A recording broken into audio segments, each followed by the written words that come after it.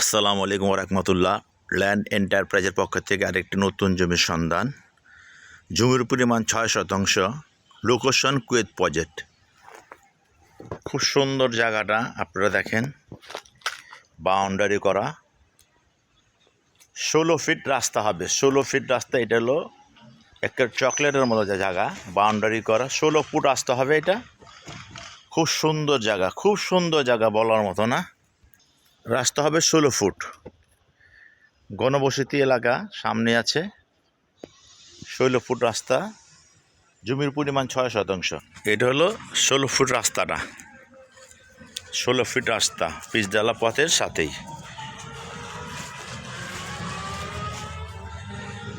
পিচঢালা পথের সাথেই